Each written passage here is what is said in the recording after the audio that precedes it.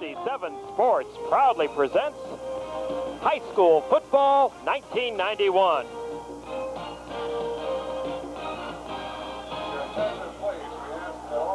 Tonight, the Perry Panthers hosting the Hoover Vikings. And this TV 67 special sports presentation is being brought to you in part by Spitzer Chevy in North Canton. It's easy to get what you're looking for at your Spitzer Chevy store. Valley Systems and Hydro Laser Technologies, working today for a better tomorrow. Bank One, one of the strongest and most innovative banks in America, with local people making local decisions.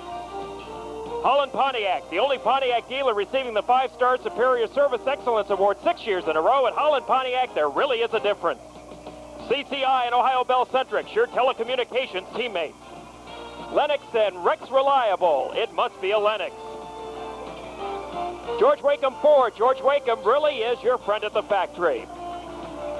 Apple Supermarket, we've got what you want.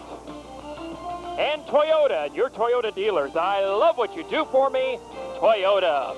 Hello again, everyone. Yours truly, Scott Davis, along with my broadcast partner, Tom Cannell, our statistician, Vic Steffen. Welcome to Perry Stadium. The 2-0 Panthers against the 0-2 Vikings.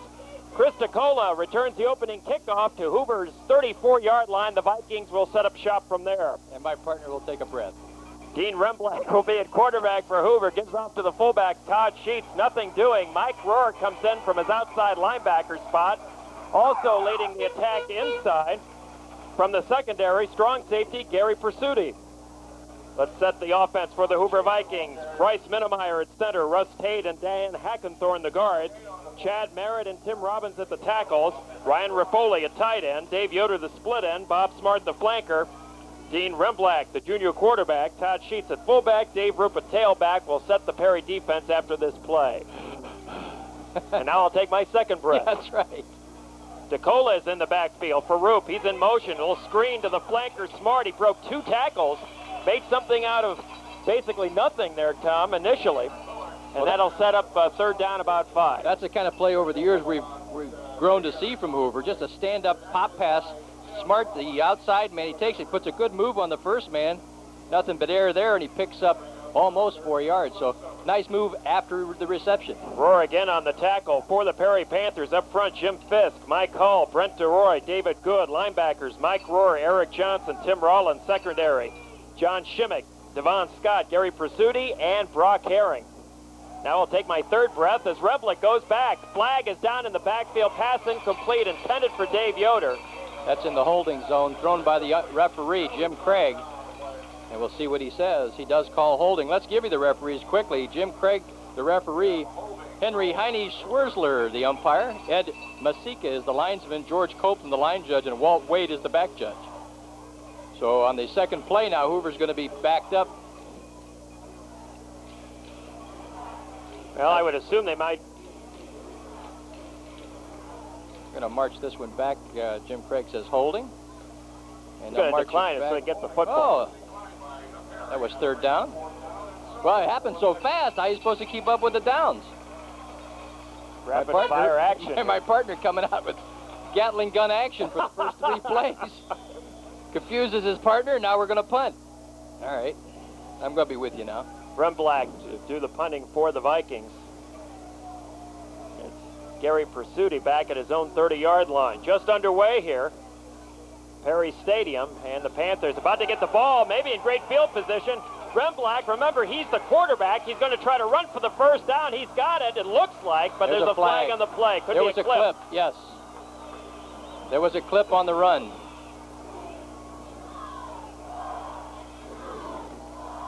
Hoover fans are probably not going to like it, but it appeared to be a good call. Didn't fool many referees. There's very few flags still in the pockets. That'll be a clip. Now they at least get to punt it again. Well, if nothing else, Remblack did just a great job of fielding that on about the second bounce. Here comes the clip on the right side. There you saw it right there. So we're going to march it back, and Hoover will get a chance to punt the ball again. It was a low snap, and the punter was unable to field it, but by the time he picked it up, he had some running room and did make the first down, but with the aid of the block in the back, and that's a no-no. But again, even with the penalty, it could have been big, big trouble. Oh, yes. Perry could have had the ball inside the Hoover 30. Well, Hoover comes in struggling 0-2, Perry 2-0. A lot of people feel Perry may not be as good as a lot of people think, and Hoover not as bad, probably somewhere in between for both teams. So a little bit to be found out, I think, by both coaches tonight with regard to their respective teams. Look at the Perry assistants on the sideline. That's Dan Detweiler, one of the assistants. Well, Perry with more than a dozen starters back, Hoover with a total of 9, both teams 6-4 a year ago, but as Tom mentioned, Hoover struggling at 0-2, losses to Louisville and Lake. Perry 2-0, victories over Cleveland Collinwood. And Worcester. That's right. Big win last week over Worcester. Who is going to have a down year this year anyway, Worcester? Yeah, they're going to be the youngest team in the Federal League. No question about it. From his own 42, Pursuti gets it back just shy of the 45-yard line. Let's set the Perry offense for you. Up front, Mike Black at center, Tony Carr, Jim Neal the guards, Ray Harris, Jason Wise the tackles. Plenty of experience. Black the new center. Rohr the tight end. Mike Rohr returning starter. Wide receiver, we'll see alternating Jason Tucker, Devon Scott, and Bob Leeper. Bob Kilpatrick's the quarterback. Ulick Patterson the fullback. Bill Reynolds, Gary Pursuti the halfbacks. And on this formation, they put, looks like Reynolds on a wing, wide out to the far side. The other two backs split. First carry of the ball game, and good first down yardage. That'll be a gain of about 6. And we'll be back. Gary Pursuti, the ball carrier. Perry with the ball. No score. 9.5 minutes to go, first quarter.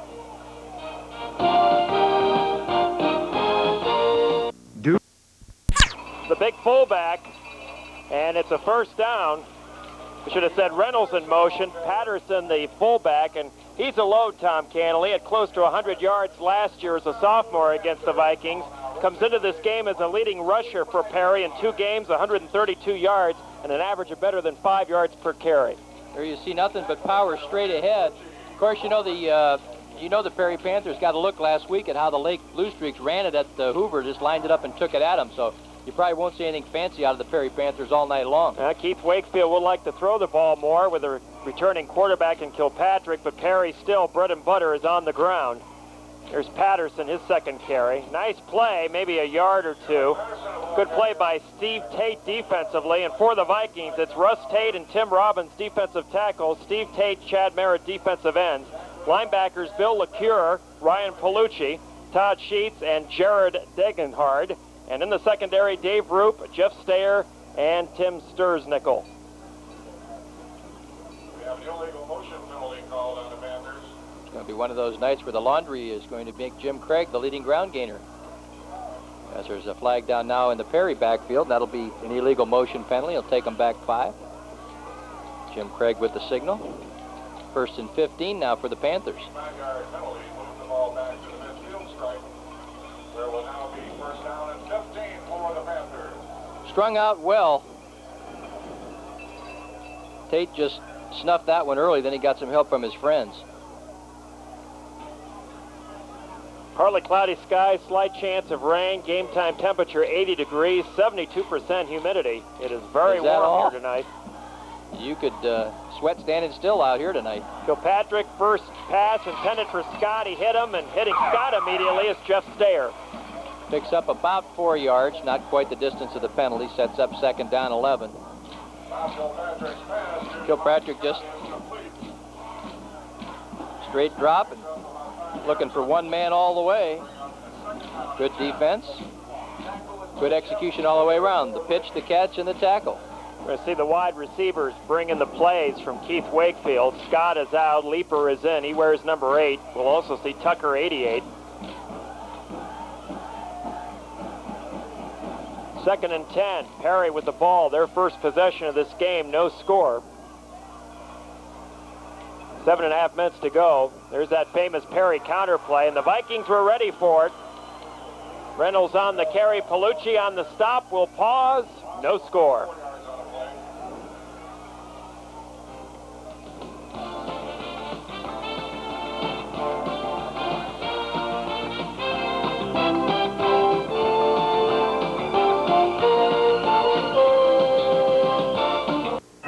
Tom, you see a lot of similarities between Perry and Lake. And the Panthers, another team, well, who does like to be in a 3rd and 12 situation? Yes, if you got a screen pass, a good time to use it. That's Pursuti in motion, and a flag.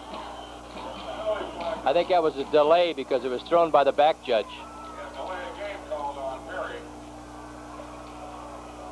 That will be the call. So Perry marching to the rear here after getting outstanding field position in their first effort. There's some of the Perry faithful here tonight on our side of the field, the home side. Perry's had the ball now for a couple of minutes, and their net gain has been about 11 feet from where they first started this sortie. Just want to thank our outstanding hosts here tonight. We're always treated so well here at Perry. Athletic Director Joe Demery, Principal here Bill Rowland, the Superintendent Gene Pike. Two of our favorite places to go are represented here tonight with the Perry Panthers and the Hoover Vikings.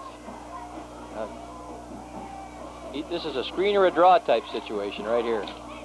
Formation strong to the near side, rolling this way is Kilpatrick, pumps once, pumps again, nobody there except Dave Yoder, and the ball goes out of bounds, and the Panthers will be forced to punt. Get rid of it time. The play just didn't develop. Going to throw it out in the flat, then he pumped it, and the receiver tried to turn up, but by that time it was a little late. And Hoover up to the task after giving almost midfield position to the Perry Panthers. Just under 6.5 minutes to go now, first quarter, still no score. And Mike Rohr, second year as the Panthers punter. Snap a little offline, but he fields it. This is Chris DeCola with a fair catch at the Hoover 24-yard line. So the Vikings will get the ball for the second time. No score here at Perry Stadium. Well, let's go back to some of the history of this series, TC. All time, Hoover leads at 28-6. This is the 7th consecutive year we brought the fans this classic matchup on TV 67. Over that time, Hoover with the 5-1 edge, but Perry won last year, 13-6 in overtime. And one more stat. On Friday the 13th in this series, Perry leads 2-0. Only you could find that statistic. That's thanks to Bob Edwards and the official historian for Perry. Watch out, caught in the backfield is Sheets. Second time they've tried the quick hitter, and both times the Perry line was standing there waiting for Sheets. He had no opportunity, and that's going to be a big-time loss of about 6 yards. Now, Doug Edwards, the historian here, I think I said Bob. Bob, of course, was a basketball player of the team with a very young Chip Hare, but Doug Edwards does an outstanding job as the historian for Perry, and we'll try to pass along some of his interesting information as the broadcast unfolds. 2nd and 15 for the Vikings. That's DeCola in motion. The fake to Sheets. Remblack firing deep downfield for Yoder. Scott is there. Yoder has the football. Great pass by Remblack inside the Perry 40-yard line. They'll mark it at the 36. Well, that time they had Yoder and Smart split opposite sides in single coverage on each end. Both of those guys are tough to cover one-on-one. Dick Steffen calling it a 45-yard pass play. Ball is well thrown. Hits him right in stride. Pretty good defense, but ball got in there. Scott was right on him. So if they continue to single cover Yoder and Smart, it's going to be a long night for the secondary. Remblack in his second varsity start. Hoover just can't get anything inside. That was Johnson, the inside linebacker. It looks to me like they may be setting up some option work because they've got the tailback trailing the quarterback. They've given it to Sheets 3 times. Don't be surprised if he pulls it down the next time, and they do run some type of an option. Tony Carr, also in on that stop. We hit the 5-minute mark, first quarter. Vikings with the ball. Deepest penetration to date at the Perry 37-yard line. This is the 2nd and 10 called. There's no score. Now the option is Tom Cannell calls it. Remblack, who's a good running quarterback, got it blocked by Smart. 20, 15, 10, 5, touchdown Vikings, 37 yards by Remblack. And Smart just turned that corner into a freeway. He sealed the cornerback, and then it was over.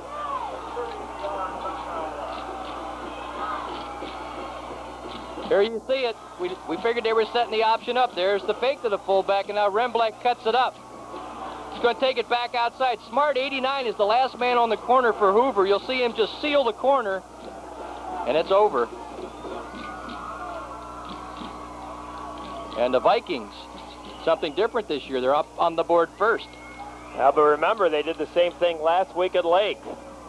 Extra point is up by Steve Tate, and the kick is good. 4 minutes, 40 seconds to go first quarter, and the Vikings have drawn first blood. They lead it 7-0.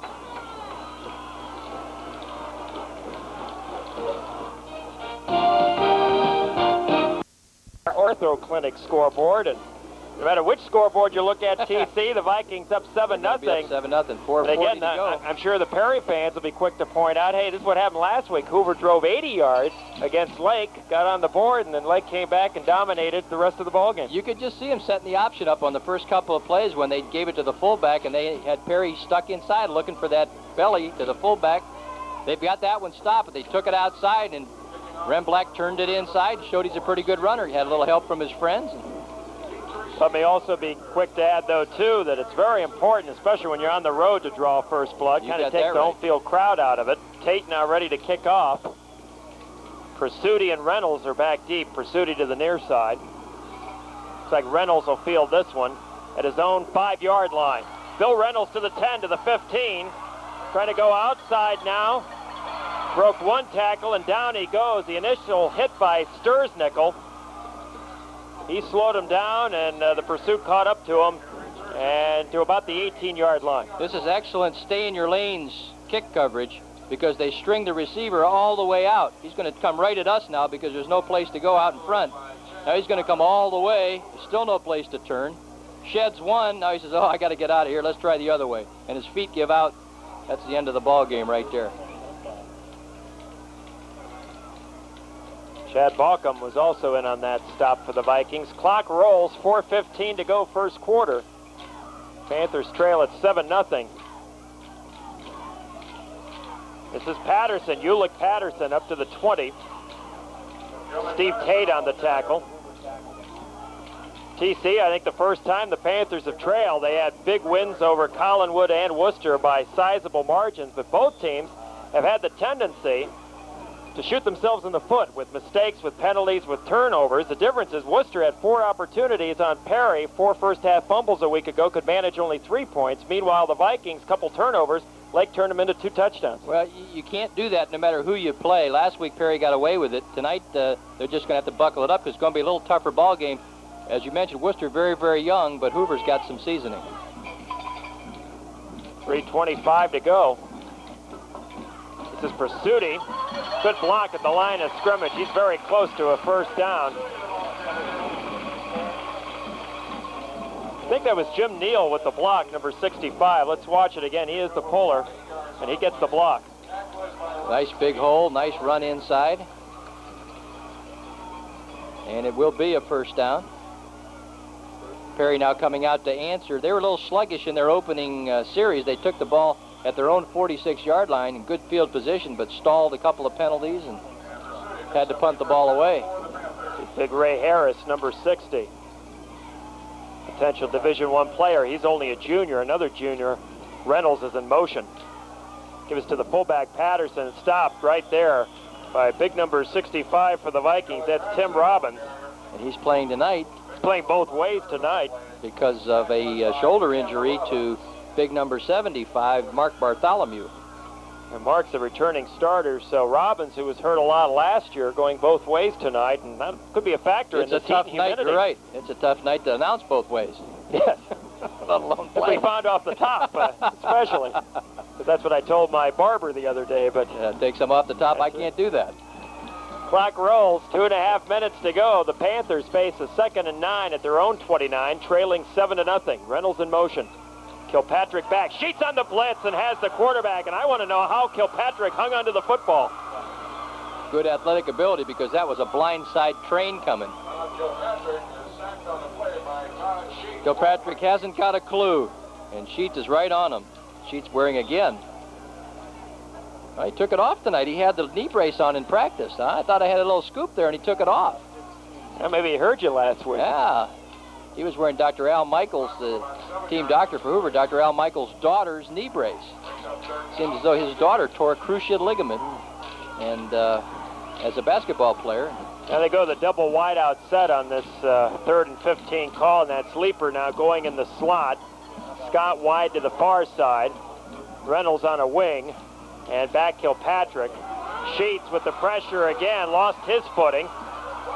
Kilpatrick will have to run. He'll be well shy of the first down. Yoder and Palucci run him out of bounds. He was lucky to get back to the line of scrimmage. And Keith Wakefield, not a happy camper. All the coaches were signaling timeout, and they weren't able to get the attention of any of their players. This is a screen play that is diagnosed by Hoover. Now Kilpatrick has got to get out of there. There really isn't any place to go. A good block here. That takes care of Tate. But Kilpatrick, no opportunity to turn the corner. Yoder's waiting on him. Rohr will punt this away from about his own 10. We got movement by the front of the Perry line. Going to cost him 5. Hoover's going to get it in outstanding field position, all things considered. Their deep men are right around midfield. Now they'll move into the 45-yard line. So a mistake by the Panthers.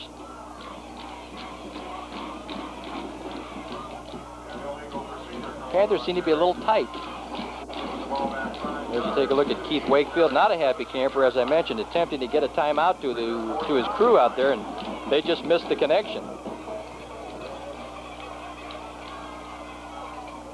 Keith over on the sideline here talking to Ulick Patterson. Meantime, back on the field, Rohr now in dangerous territory, standing at his own 3. DeCola and Rupert back. Slightly high snap. Good kick. Gets between the two, and there's a mistake by the Vikings, and the Panthers dodge a bullet. Tony Carr will down the ball all the way back at the Hoover 26-yard line. Well, you had DeCola and Roop looking at each other, Alphonse and Gaston, as the ball, look, they're right between them. I got it, you got it. No, I'll take it. Nope, there it goes. And between the two of them, just like two outfielders looking at each other as the ball drops, it cost them 20 yards. Get this, Tom. The punt, 65 yards. So that good field position that was almost guaranteed now turns into a 70, give or take, 74-yard march. Hoover with the ball and the 7-0 lead. Remblack on first down, fakes to Sheets, has plenty of time, going for broke to Smart, double covered, and Herring almost had an interception down at the Perry 40. That time they put a center fielder in, so an adjustment made by the Perry defensive coaches. It looks like Hoover's going to exploit them. You're going to have to exploit him on the corners and the outs rather than down the middle. This is just a little bit overthrown. Smart has his man beat, but the safety man's at home. Smart with a couple of steps on Doherty. Doherty's in there at corner with Scott, Pursuti, and Herring, the safeties. And another flag. Could be time again. No, that was thrown by Schwarzer, the umpire, so that'll be some kind of motion. Illegal procedure. Sounds like it's time for one of the trains to come by. Yeah, now Jim Baltese will probably be on this one. Mike Tonjes stopping by. Get out of my cookies.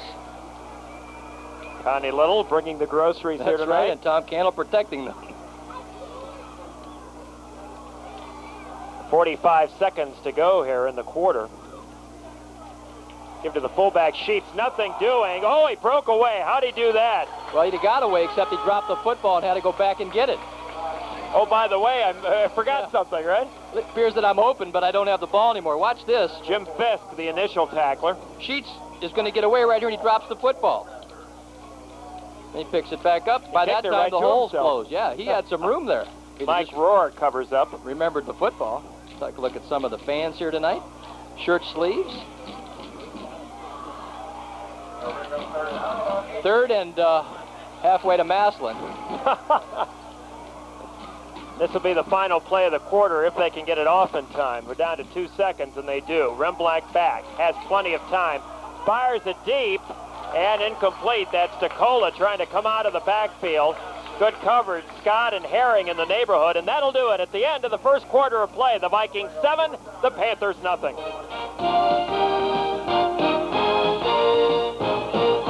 Nothing Vikings, and I want to take this opportunity to say hello to a really good friend of mine down in Altman Hospital, Tony Sadowski, who's recovering from a little tune-up.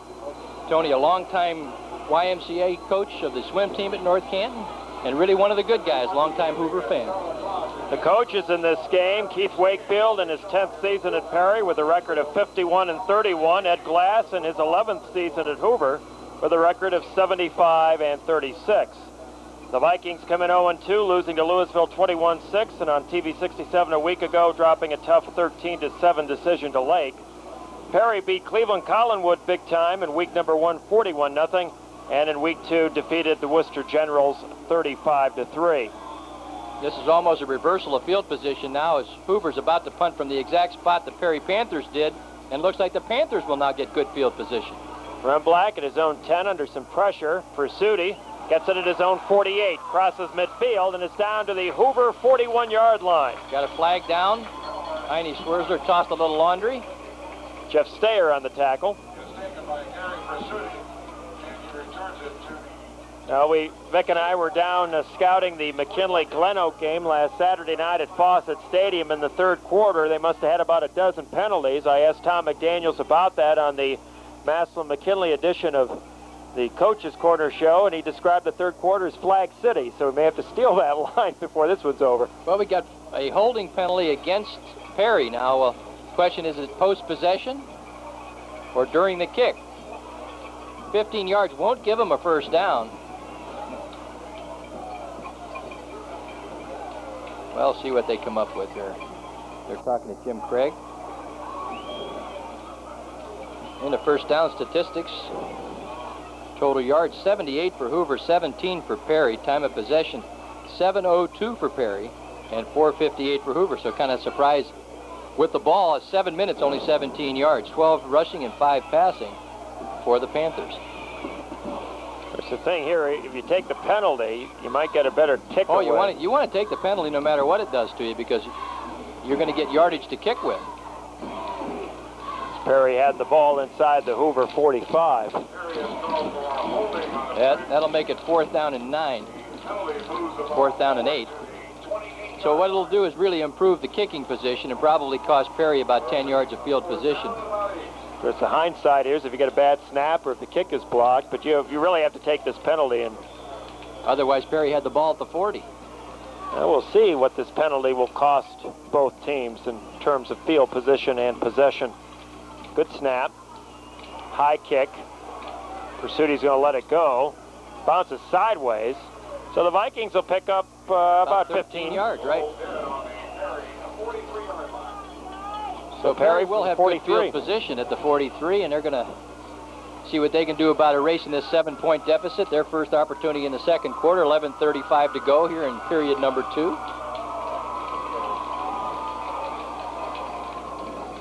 Now this is the proper dress for a night like this. You got that right.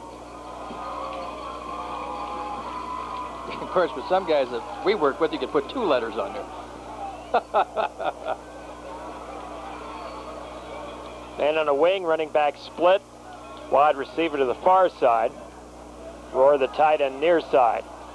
Give to the second back, Pursuti, nothing doing. That's going to be a loss on the play. Well, not a very well-disguised blitz that time by Sheets. He showed everybody in the stadium he was coming. He came within an inch of going offsides. There you see him, number 9. Then he's in the backfield, and that's the end of the play. So Todd Sheets was coming all the way on that one. So LeCure on top of the pile, but Matt Wood, who's now in there defensively,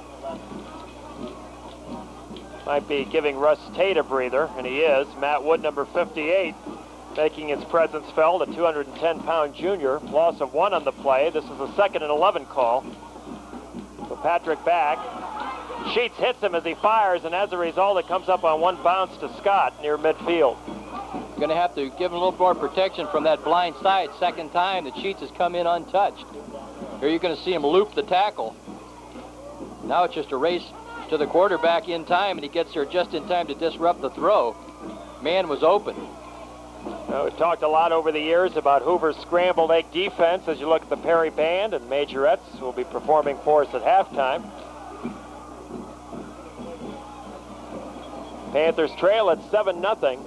Clock stops on the incompleted pass. 10.5 minutes to go first half. This is the 3rd and 11 call from the Perry 42-yard line. Perry needs a timeout. They're trying to signal, and once again, they just don't get the message doesn't get to the players. Reynolds runs right into Steve Tate, breaks that tackle. Bill LeCure wraps him up well short of the first down. Second time tonight we saw the coaches trying to signal a timeout and the quarterback not able to pick it up from the sidelines. Now Keith Wakefield he's cool, but he's not happy. Boy, Tate did a nice job playing off the block of Big Harris, number 60. Harris at 310. Steve Tate at 207.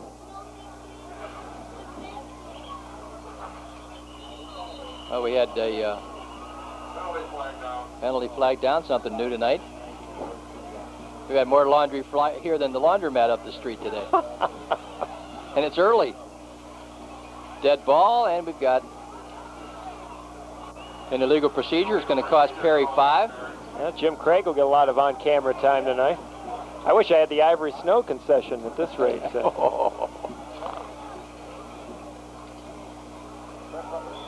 Deep backs down around the Hoover 30-yard line. Of course, we make jokes because we know these are high school athletes who are literally learning to play this game on the field. And you've got to expect things like this. Referees don't want to throw flags. They only This is control Stayer, 35-40. That's about it. Maybe to the 42 on forward progress. Johnson in on the tackle for the Panthers, along with number 54, Andy Wilson, backup inside linebacker.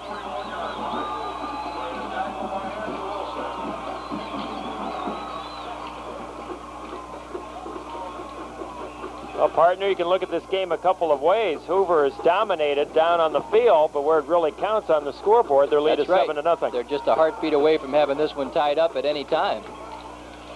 They get good field position, though, at the 41-yard line. We'll see what they can do with it. Foley, the tight end, you see him number 49.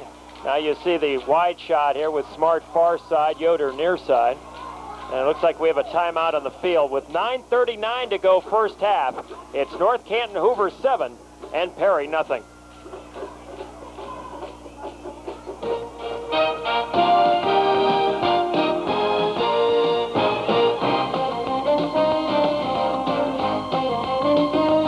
You'll see the home of the Son of Gould. Oh, there you go. High red district. More or less. Keith Wakefield, not the happiest man here at Perry Stadium, yet on the plus side from his perspective, his team down only 7-0. Very intense on the field, very cooperative to us off the football field. We appreciate that. Same could be said for Hoover coach Ed Glass. The option. Pitch out here. Roop with some real estate. Roop across midfield to the 40, to the 35, 30, 25, 20, 15, 10, 5. Touchdown for the Vikings. And again, it was Smart on the wing on the far outside, the flanker back who pinned the defensive back inside and opened up the sideline. 59-yard touchdown run for Roop. Doherty, number 11, is out watching Smart. Now you'll see the pitch out. Now Smart, 89, will pin Doherty, 11, inside. Right there. And Doherty then cannot catch up. And a lightning bolt hit. Second time lightning is struck here at Perry Stadium for the Hoover Vikings. 37-yard run by Remblack on the option, now 59 by Roop. Of course, you got those Hoover families like the Merritts and the Tates. Of course, speaking of the Tates, here's Steve with the extra point, and he puts it over the bleachers here. Bouncing down around WAIKEM Ford. And the Roop family, remember Tim Roop, number 16 from a few years back, star tailback for the Vikings. Now his younger brother makes his presence felt. Dave Roop scores, and as you see on the Ortho Clinic scoreboard, the Vikings have now jumped on top on two big plays, 14-0. And it's time now for the Panthers just to take this kick and bring it right down the field because they've got to reestablish a little authority here at home.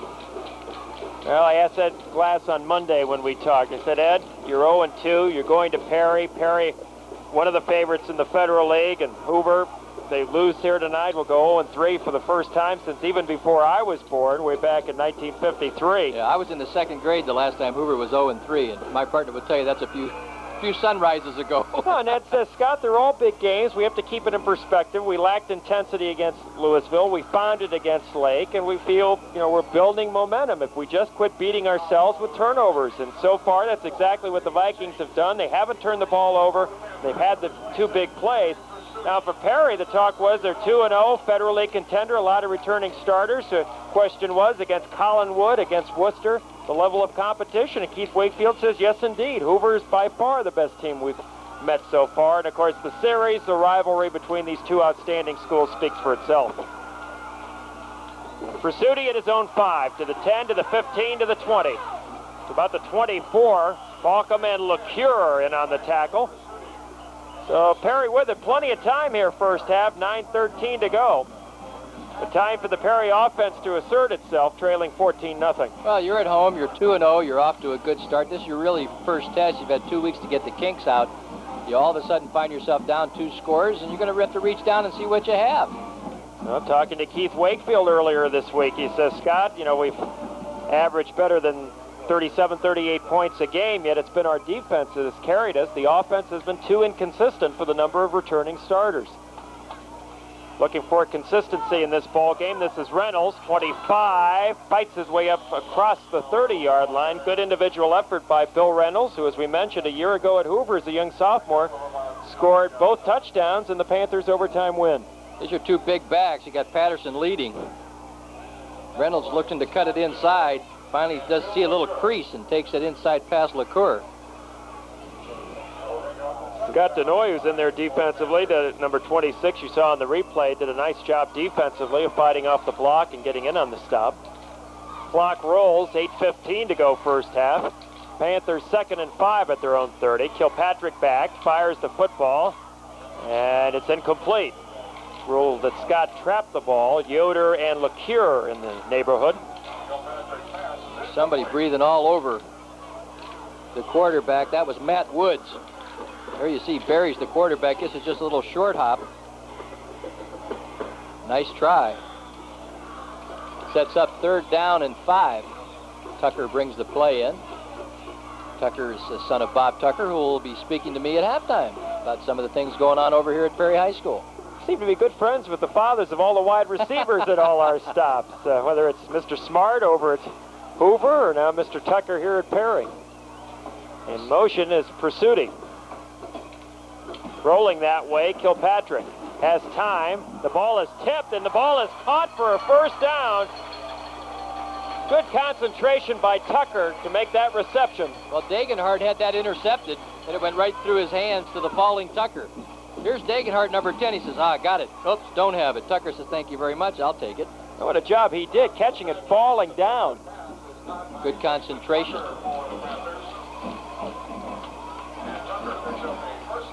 It's a big first down.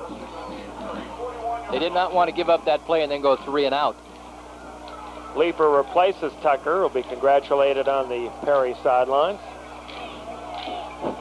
Hoover with some substitutions here. Yoder's back in the secondary, joining Sturznickel and Stayer. Watch for the blitz from the Vikings. They brought 7 or 8 men, but on the quick hitter, Patterson has another first down. Ulick Patterson, the big fullback, rumbles into Vikings territory. They'll mark it at the 48. Well, sometimes you get the blitz and sometimes the blitz gets you. This time they got the blitz. Everybody runs by Patterson. All of a sudden he's in full gear in the defensive backfield. And Sturznickel has to come up and put a good lick on him to slow him down. Nice play by the junior defensive back. Looking at the offensive front, I think that was, I'm going to have to check if Jeff Keener's in the ball game. Either Keener or Rohr, I couldn't get the exact number. A good block there. That must have been Rohr, 65. Picking up the blitz. Kilpatrick looking deep for Scott. Coverage by Stayer. Ball underthrown, knocked away by Stayer down at the 15-yard line. One-on-one coverage at the 15. Just a jump ball.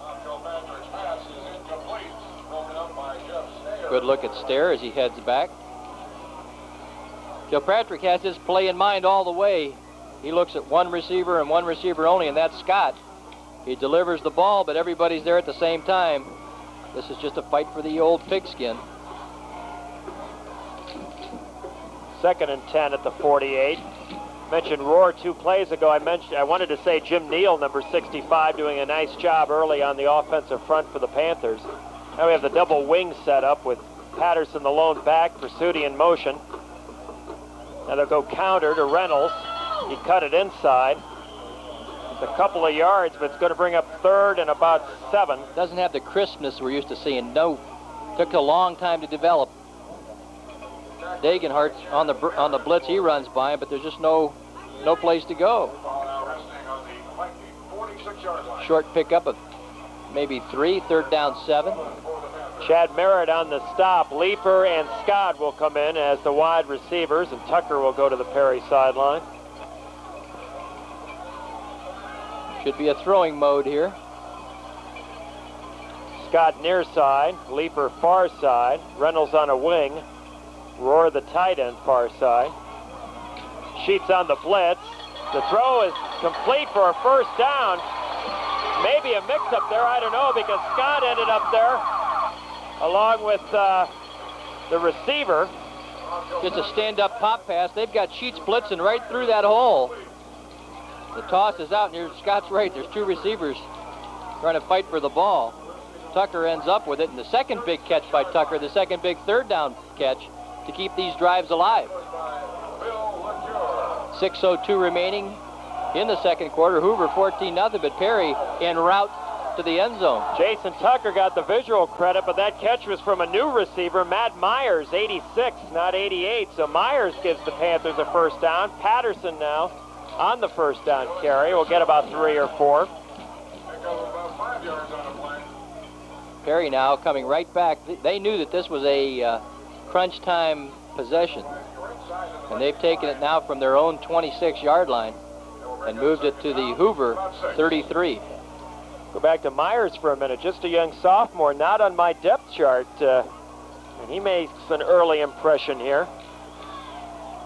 In fact, what Myers is doing, he's giving Roar a breather at tight end, so the young sophomore coming from the tight end position to make that catch 2 plays ago. 4 yards for Patterson last carry. Here's Ulick again. Be lucky if he gets a yard. Again, Cure in there, Merritt in there, and Perlucci in there. Hoover with a weak side blitz. Hoover looks like they're just going to keep coming at him. Figure they're going to be getting there more times than not. Hope to avoid the big play. Now you think of the big quarterback sack by Sheets back in the 1st quarter. The only time they were burned that I can remember, the draw play to Patterson, which is good for about 11.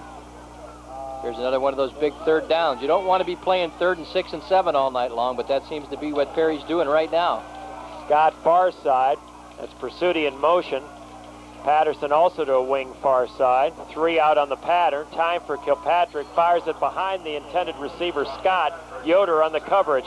It was right at the 1st down marker. A little bit of mustard on that one. Sailed right through the receiver's hands. It's a tough play to complete. You're rolling left and throwing right, but Kilpatrick does a nice job. Sets and throws and just whizzes that one right on by the receiver. Sets up 4th down. Now you're in 4 down territory here with the ball at the Hoover 33-yard line, and the Panthers trailing 14-0. 4 minutes, 23 seconds to go here. So no real question here that the Panthers will go for it. Leeper near side, Scott far side, Reynolds on the wing. The tight end, Myers, to the far side. Kilpatrick back looking for Scott all the way. Ball well overthrown on the slant pattern, and on downs the Vikings will take over. 4:19 to go in the half. Kilpatrick got that one a little bit airborne, kind of sailed on him. He sets up, looks to the 1 man all the way. A little bit of contact, but had no real effect on the attempt for the reception, and Hoover takes over on the 33-yard line. So Perry with a very promising drive and fizzles within sight of the touchdown. Well, see, Doherty remains in the backfield with Pursuti, Scott,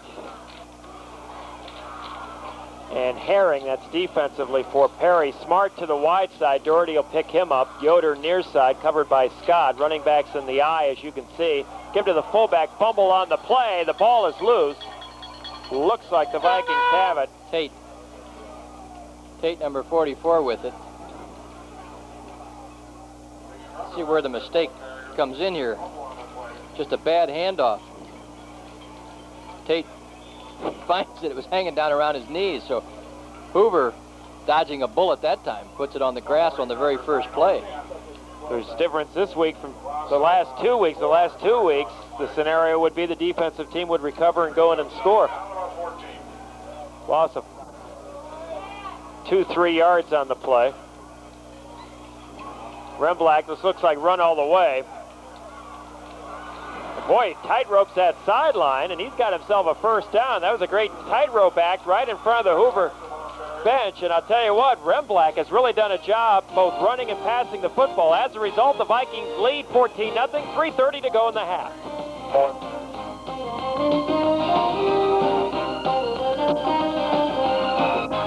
He's going to hit Dave Yoder coming up here. Looks like a big gainer for the Vikings, all the way down to about the Perry 32. But the play is wiped out by,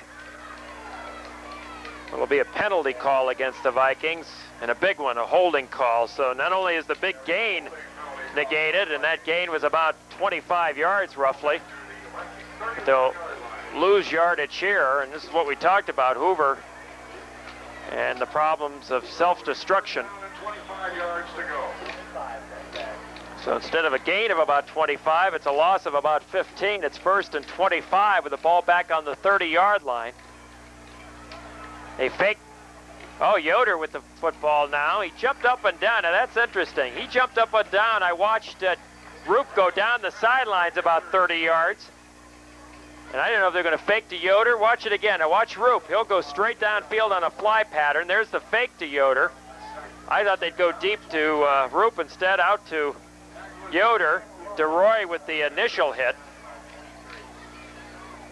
And good coverage there. Mike Rohr in on the final stop. And we have an official's timeout with 2 minutes, 51 seconds to go. Fisk looks like he's banged up a little bit, and the Perry front has been banged up, and Jim Neal will have to come off the bench and replace him.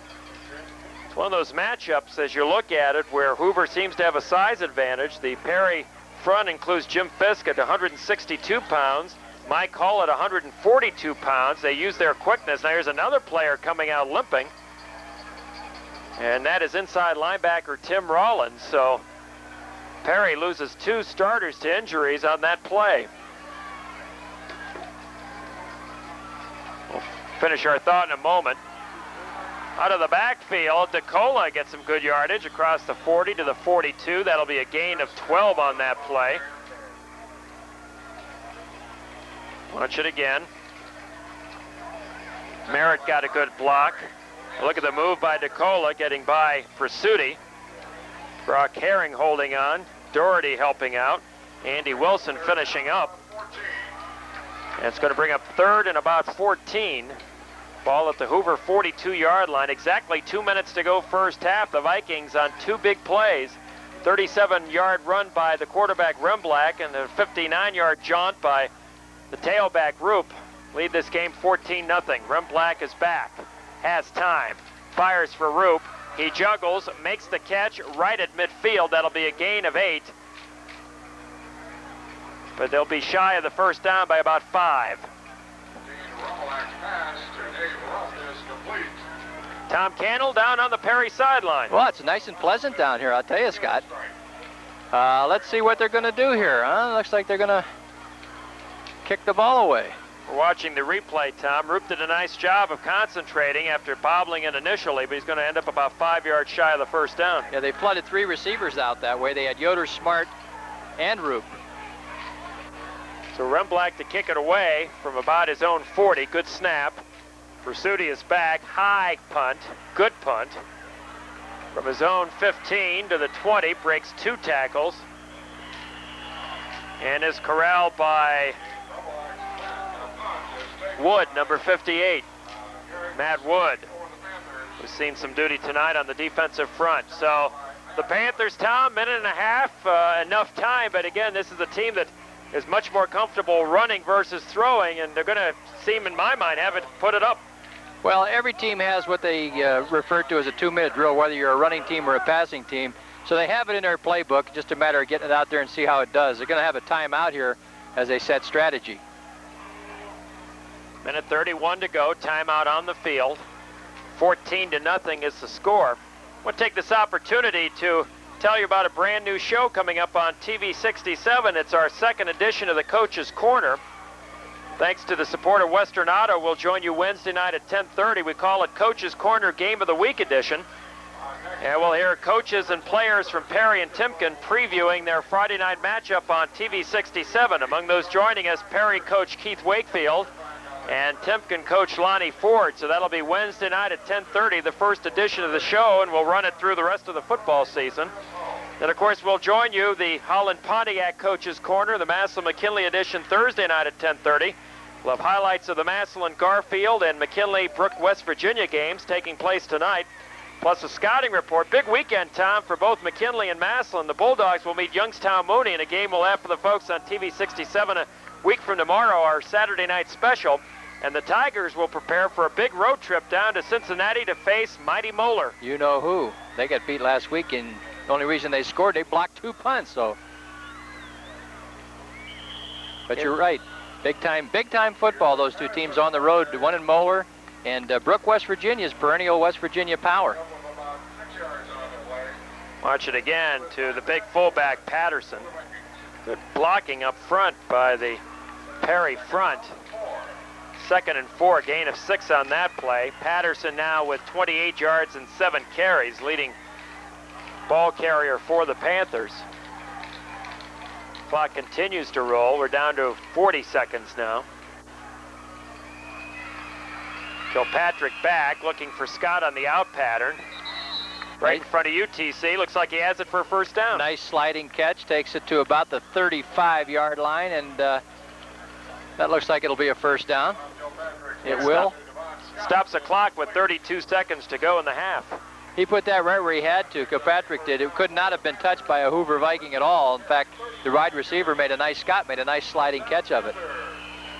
Clock continues to run now. They've marked it ready for play. 26-25 and running. Maybe one play, maybe two at the most. So apparently he didn't get out of bounds before his knee hit the ground.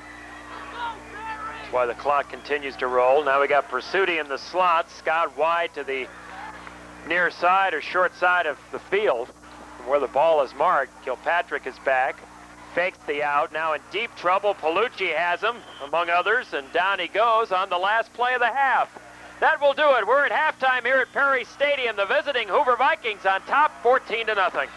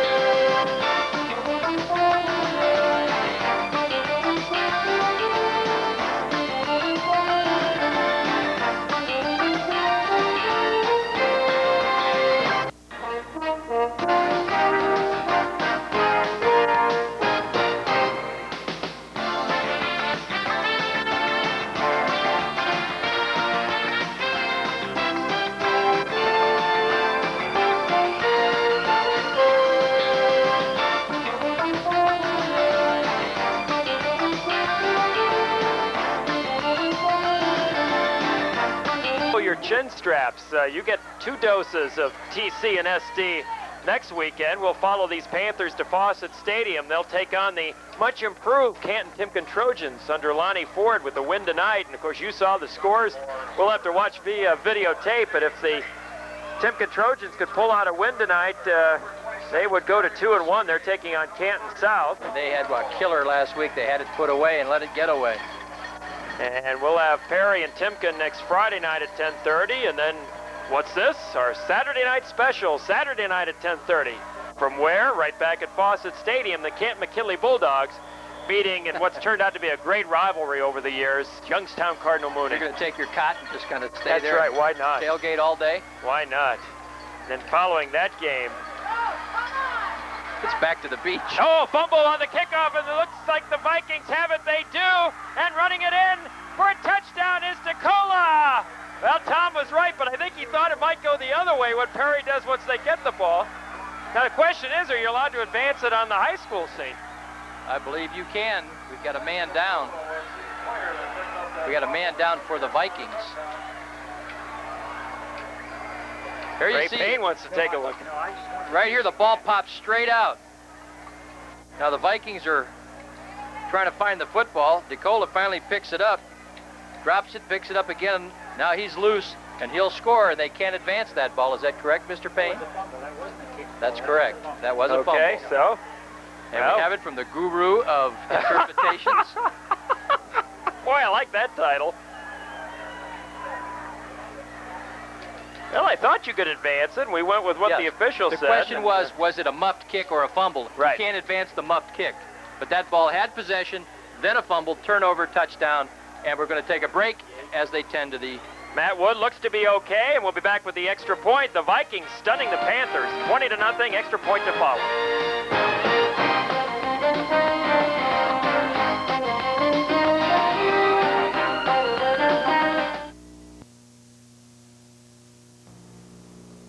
The Northern Ohio Pontiac dealers are plugged into a power play. Power that lets you lease a new Grand Am LE for only $199 a month with no down payment.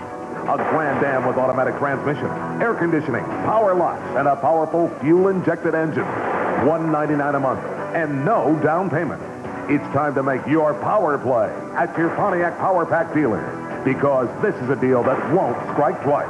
At Holland Pontiac, there really is a difference. Ashland University, a private institution blending the liberal arts and sciences with professional courses, is known for its accent on the individual, a personal approach to education. Ashland offers more than 80 majors with a low student-faculty ratio, essential for educational growth.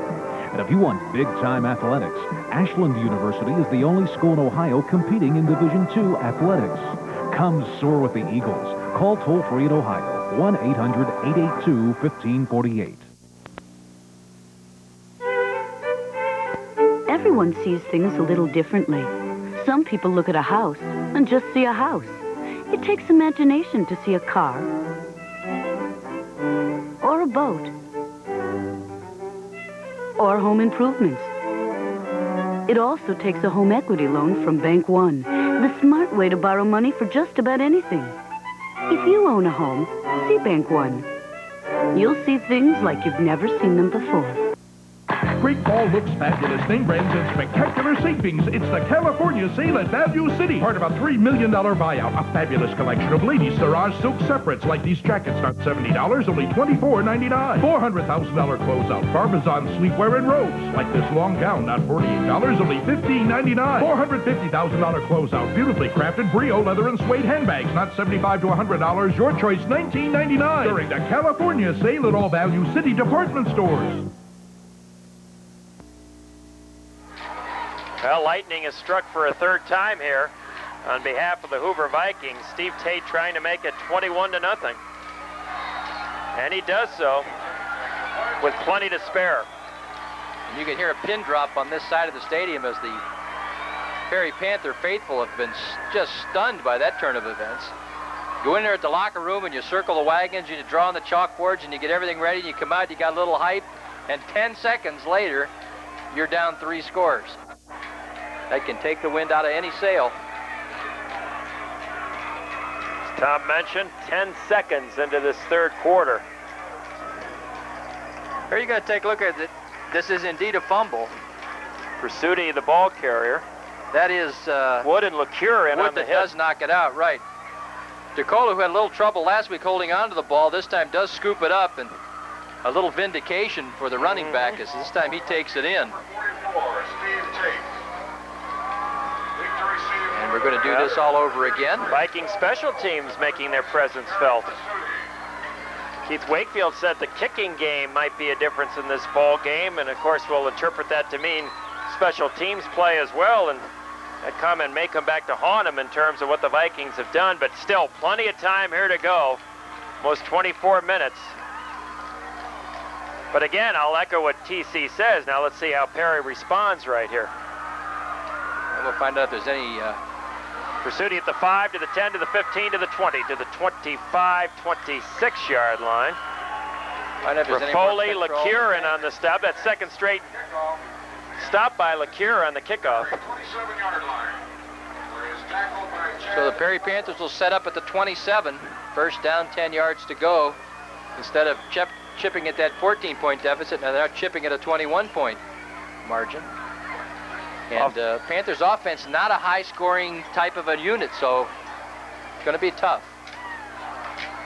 Set the offense for the Panthers after this play. Pursuti and Patterson are in the backfield. Give to the fullback off tackle. Patterson across the 30 to about the 32. There's an indication of what I was referring to. Basically a ball control type offense. Use up some clock, eat up the ground slowly, and it's tough to come back from a big deficit with that type of approach. But that's their bread and butter. You see Patterson with some strong running. Veteran front line for the Panthers. Mike Black at center. He's the new kid on the block. Tony Carr, Jim Neal at guards. Ray Harris, Jason Wise at tackles. Mike Rohr, the tight end. Coming out at wide receiver is Tim Leeper. Devon Scott is in there, number 7. We'll also see Jason Scott, 88. Quarterback Bob Kilpatrick, number 10. That's Bill Reynolds in motion. Patterson, the fullback. Reynolds gets the football, and he'll get 2 or 3 on the carry. And Pursuti rounds out the starting 11 here for the Panthers. He third down and long 4. Reynolds trying to find a spot to go. He finally does. He cuts it inside Patterson, but picks up short yardage. Vikings defense, front line, the Tate brothers, Russ and Steve, along with Tim Robbins and Chad Merritt. Linebackers, Bill LeCure, Ryan Palucci, Todd Sheets, and Jared Degenhard. Secondary, got Jeff Stayer covering the receiver near side, Dave Yoder covering the receiver far side. The last line of defense, a free safety, Tim Sturnickel. This is Patterson, breaks a tackle, gets the first down across the 40, get it up to about the 44-yard line. Finish, Ulick Patterson, and the Panthers fans with something to cheer about. And they're waving the old cans that Bob Tucker showed us at halftime. Nothing fancy here, they just give it to the big back. The Panthers had the defense a little spread out that time looking for pass. And Sturznickel has to come up and make the hit. Leeper comes near side. Pursuti on a wing.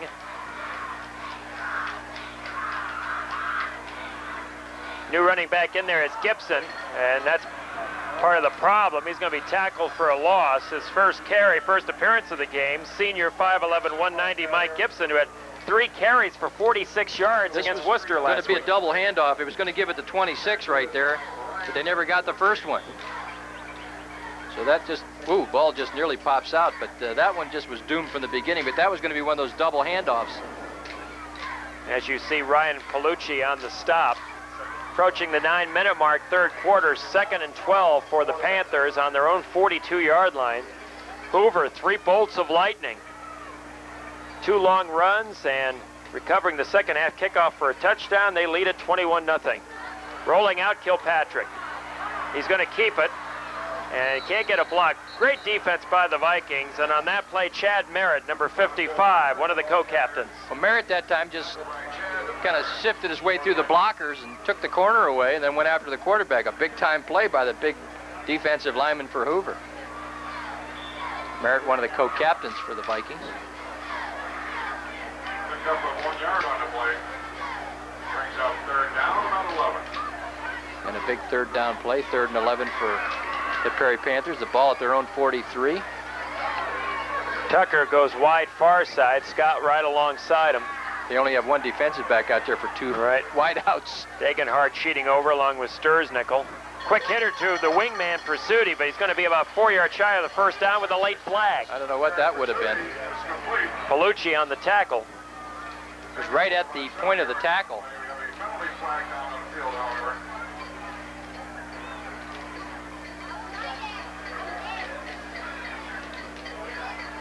Any sort of penalty from that spot against the Vikings would be a first down for the Panthers. Hard to try and guess what that would have been because it looked like a clean play. Ball came in from the side, or the flag came in from the side. Jim Craig talking it over with one of his counterparts. Talking to the Vikings illegal man downfield. That was such a quick pop pass. That guy must have had rockets on his feet. Because that was a stand-up throw. You got to be quick to get downfield on that one. I would think the Vikings would decline it and set a fourth, although it'd be fourth and about short 3, long 4. I should say long 3, short 4. Some of the fans here tonight. I think a couple of those looks tell you a lot about what's going on here. Penalty is on Perry for having an ineligible receiver downfield. Yeah, they're going to take the penalty. I guess the feeling was they were afraid that on 3rd and 3 or 3rd and 4, the Panthers might go for it. To the Perry 38-yard line. 3rd down and, oh boy, 16. That'll bring up 3rd down on 16. Oh, very good. My Doc DeVito specials here. I've got to get in and get these refocused, but for right now, they're still So far, working. so good. Yeah, yeah. Vic I don't have with to the go cheaters. to. I don't have to go to the Scott Davis cheaters Yeah, yet. that's right. I may have to get an extension on those too, but that's another story. 8.5 minutes to go here. 3rd and 16 for the Panthers. Ball on their own 38-yard line. They trail by 3 touchdowns. Counter play, Pursuti. Still on his feet. Nice run by Pursuti. He's going to be, again, it's almost the same situation. It's going to end up being 4th down and about 4. Long 3, short 4. One of the staples of the Perry offense, the inside counter. Nice running, following the blocking. Nearly gets away. His feet just get out from under him right here. Pursuti nearly took that one for a little bit of a ride. Well, that glass ends up looking like a genius because now the Panthers will punt it away. Triple safeties for the Vikings. Yeah, Stayer is joined to Cole and Roop. No rush at all. Look Beautiful at this one. kick by Rohr. Gonna want to let that one go. Sure you do, Scott. That was like Tom Cantle shot to the green, kicks back near the pin. Beautiful kick by Rohr. Vikings deep in their own territory. 7.5 minutes to go, 3rd quarter, leading by 3 touchdowns.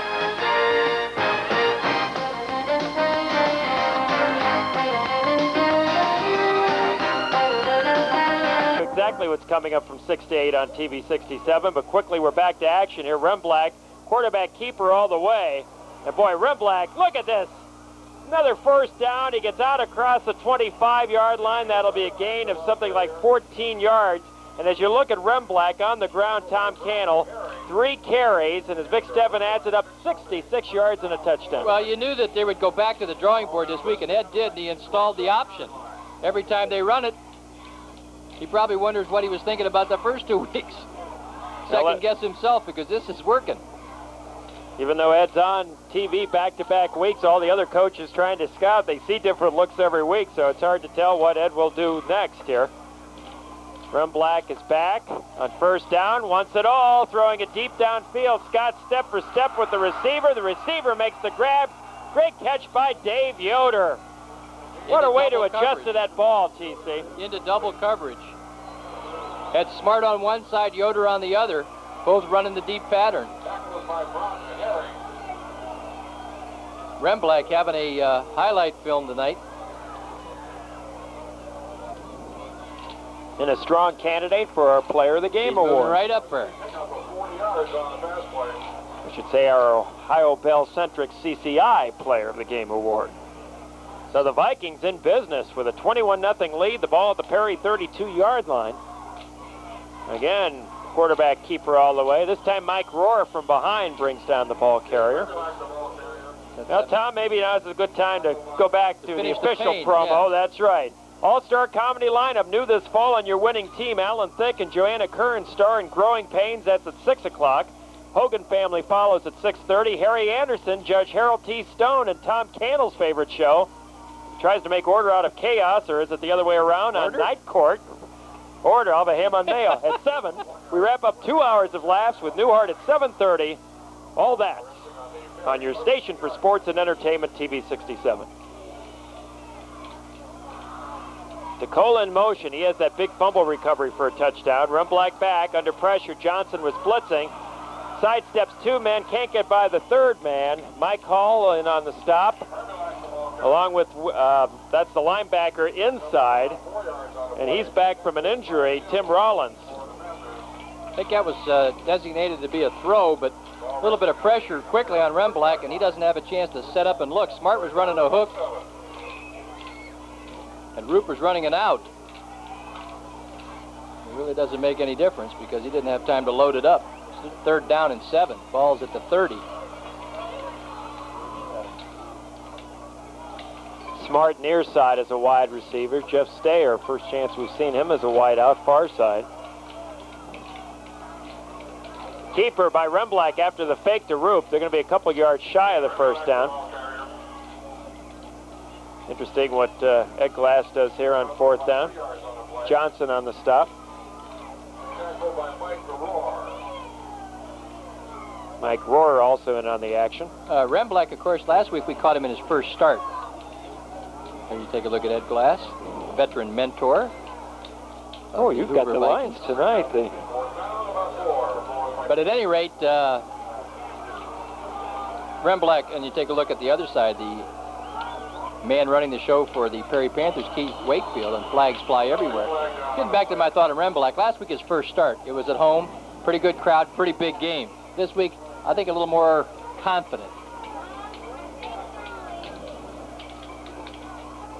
This will be 5 against the Vikings, I'm sure, and it will be. That'll set up 4th down and about 9. That changes the whole play calling. There goes the tight end. A lot of leaners on that one. Since this is not a horseshoe game, that'll cost him 5. Well, you've got mentor tonight. You've got the guru of interpretation. Let's find one name for statistician extraordinaire, Vic Steffen. Of course, Stat Steffen is, that lives on. That's right. Now Yoder's back in the ball game. The Vikings going for it at the Perry 32-yard line. Roop in motion. Remblack back. In trouble as Remblack sidesteps again, throws, good try. Let him just a little bit. It was a Perry pressure. Yoder, the intended receiver. Perry will get the ball on downs, but you have to be impressed with Remblack and his disappearing act. Got himself open at least enough to throw that football and just off the outstretched arms of Yoder. So they had a chance to convert, just missed. Perry now will take it over there. They've got the same dilemma they had when this period started some odd 7.5 minutes ago. They're down 21 zip, 4:02 remaining. That's a big problem. There's 8 minutes they didn't have to work with. They're in a bigger hole and with less time now. 16 minutes remain to be played in regulation. This is Reynolds. Sheets, great defensive play. And our player of the week a week ago doing a great job defensively in this ball game. Sands the knee brace. They're coming at Sheets. Sweep from the wing back. Sheets fights off Patterson, and now it's over. A little help from his friends, but he didn't really need it. Sheets' dad, Tom, went to school with me. We share the same birthday. Last Monday, we were a year older. I told him he looked a lot older than I did when I saw him at halftime. No extra charge for that comment either, right? No. He didn't buy the hot dogs either. Loss of 2 on that play. Pursuti in motion. Give to Patterson. It's going to be 3rd and long. And all the momentum here, wearing white, orange, and black. Off the bottom of the pile, LeCure and Palucci. Second man through. Give it to Patterson. Short yardage. Just straight ahead blocking. Perry just not able to establish much along that front line tonight. New quarterback in there for the Panthers, Scott Doherty, 5'10", 154 sophomore. He threw a 48-yard touchdown pass against Collinwood. So we'll see if the young sophomore can rally the troops here. Wing backs both sides, wide receiver near side. Doherty firing it for the tight end, and it's tipped away by Sturznickel, the intended receiver. Another young sophomore, Matt Myers. And again, the Panthers will be forced to punt as the 9:15 comes rumbling by. There you see Sturznickel. He had really a good opportunity to pick that off, and it just got off his fingertips. And that'll set up a punt situation. The deep men down around the Hoover 30-yard line. Somebody's got to tell Jim Baltese that this is no way to get frequent flyer miles. That's you can't keep riding by on this thing. Problem is he keeps riding by in the same direction. High kick by Rohr. Fair catch called for. Now Roop falls down, got his feet tangled. That'll cost the Vikings about 15 yards in field position. And the ball will kick out between the 15 and 20-yard line. So Hoover has the ball, 2:16 to go third quarter, and the Vikings lead it 21-0.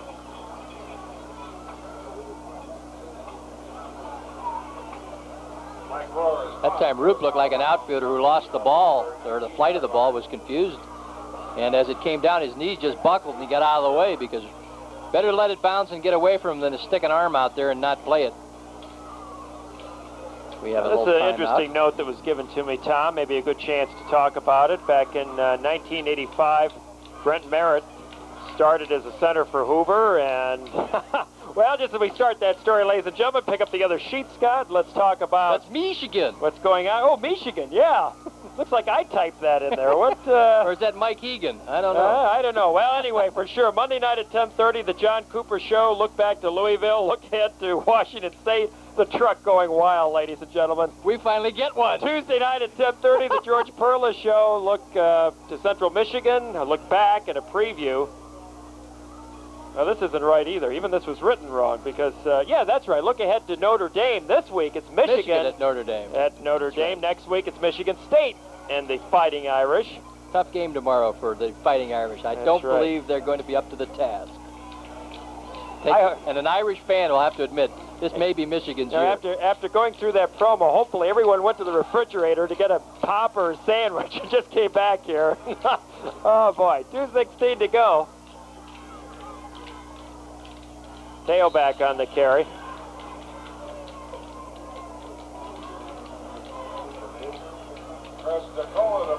Chris DeCola, who's been alternating with Tim Roop. Oh, look at that. Look at the magic there. There it is. So the John Cooper Show, that'll be Monday night at 10:30. And a scouting report on a big game, Michigan State and Notre Dame on the George Perla Show. That'll be Tuesday night at 10:30. Successful take number 2, ladies and gentlemen. Give this time to the fullback. Big hole for Todd Sheets. First down across the 30 to the 32-yard line. Shimmick on the stop from the secondary. You see the difference that you see in the Hoover team a week later. Well, I want to give Merritt credit there for a good block. We're going to get to that Merritt story here sometime along the way. Well, Remblack for one. I'm sure he feels a lot more comfortable his second varsity start. They're not making the mistakes. You know, the couple they have made, they've recovered, so that's certainly a difference. There's the Sheets. Look at that run out to the 40-yard line. Whoops, a late flag. Second straight penalty flag has come in on the tail end of a play. Got a man down again. This time it's Tate, 54. That's Russ Tate. Russ has been fighting the flu all week. I don't know if this has anything to do with it. It looks like it's a leg problem. They're going to call a clip here. That's the flag's down. See if you can find the clip in this play. It was out apparently near the area where the tackle is. This is probably a good time while we have the injury to talk about Brent Merritt. You know, he had a good play defensively, good block a few plays ago as Jay Bishop works on Russ Tate.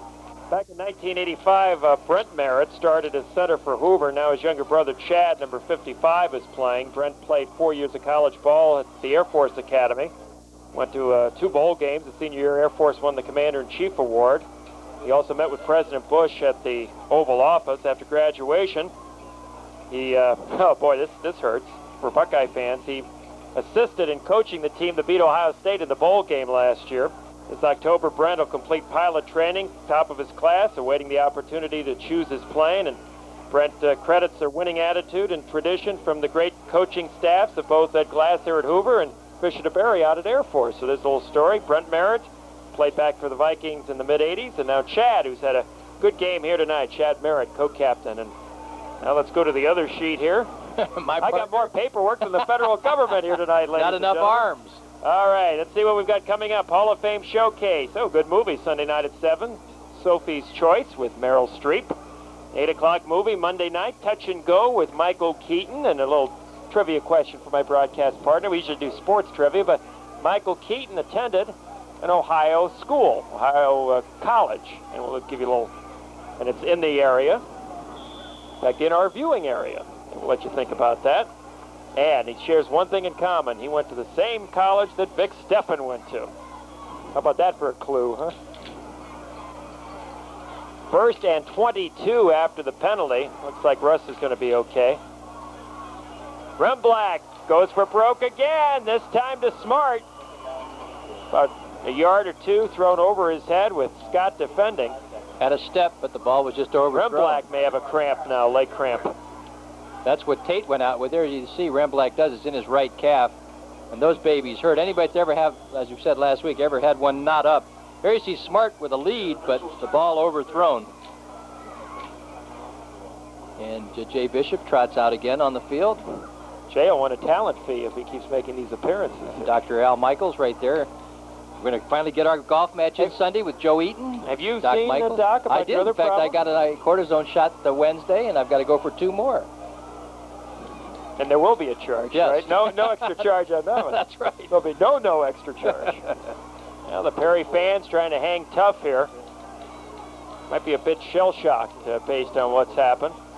Normally, you go into a Hoover-Perry game, most years that we've done the game, it's either been a toss-up or Hoover's been the slight favorite. And usually you find them both at 2-0. It's unusual Exactly. to find one looking for their first win in that game. This is the first time in recent years that Perry's been a clear-cut favorite going in. But again, you mentioned about level of competition, who's played who.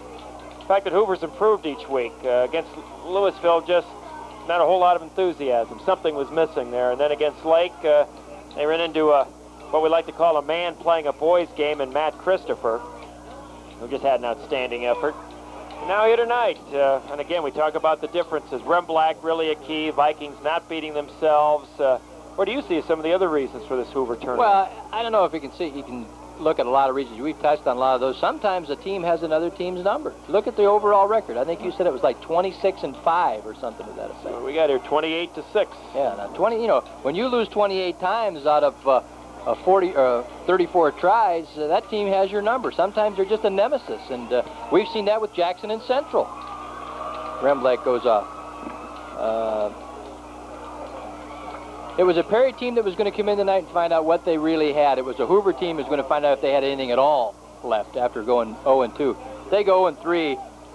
They're going to finish the season, but it isn't going to be there now with a win tonight, and it looks like, you know, barring a real big-time Perry comeback, that'll happen. Perry will still, you know, be in good shape at 2-1. They'll just need to regroup, but it gives Hoover a chance to get off the schneid. Senior Rick Killian, who started against Louisville, will replace Remblack. Fumbles the snap, picks it up, got a nice block by Yoder. Scott has Killian up at the 25. That will be a gain of 5 yards on that carry. That'll bring up 3rd and 17 on what could be the final play of this third quarter. Now we have a Perry man down. 5 yards on the play, tackled by Devon Scott for the Panthers. And we'll have an official timeout while they tend to this young man. Killian ad-libbing there. Takes a pretty good pop. Of course, that's that first exchange with the center. He didn't have a chance to do any practice snaps, and that first one hits the grass. Going to allow Remblack to come back in. This timeout now, with the injury to the Perry players, giving Remblack a chance to shake off his problem, and he's talking to Ed Glass, and he'll be back in. Yeah, what else is coming up here on TV 67? We've got, I mentioned it once, now we'll graphically see it. The Coach's Corner in 2 editions beginning next week. Very Wednesday good. night at 10:30. We'll feature Keith Wakefield and the folks of Perry, and Lonnie Ford and the folks of Timken previewing their Friday night matchup on TV 67. That's thanks to the support of Western Auto. That debuts Wednesday night at 10:30. And in our 10th season of Coach's Corner, the Massillon-McKinley edition, brought to you by Holland Pontiac, Thursday night at 10:30. A look back at highlights from tonight's action, McKinley and Brook, West Virginia, Massillon and Garfield. Scouting report, and first big week, I almost have to say, for both teams. I heard Brook may be a little bit down this year. I don't know, but we know these are going to be outstanding matches. The Bulldogs meet Youngstown Cardinal Mooney. The Tigers prepare for Cincinnati Moeller. That look says a lot right there is Keith Wakefield. Brent DeRoy, again, looks like another muscle problem, although you see his right leg heavily taped. Comes out of there. It's very tough on these players. The humidity and the temperature both in the high 70s tonight. And he's got a grass field. A little bit of give to it. Smart and Yoder go far side. Yoder's in the slot. Running backs are in the I. Sheets and Roop. That's Roop in motion. Foley, the tight end, also out on the pattern. Firing it for Yoder. He's got it. First down up near midfield. They'll mark it at the Perry 48-yard line.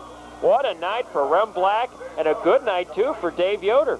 He had only one catch last week, Tom. Yoder's been the hot receiver tonight.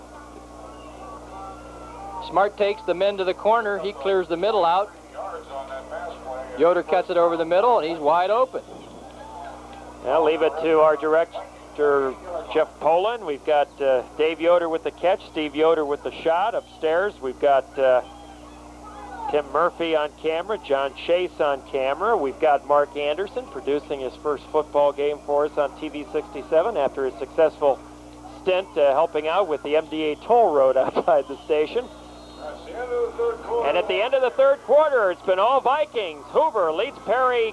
Well, hold on, we got a flag down. And we cannot end the quarter on a penalty. I don't know what that flag was for. Should be using it to mop their brows, really. That's how warm it is here tonight.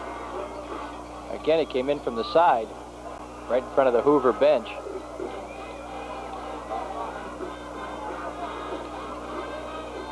I'll tell you what, let's go ahead and take the break anyway, and then we'll recap when we come back. 21-0, the Vikings lead it.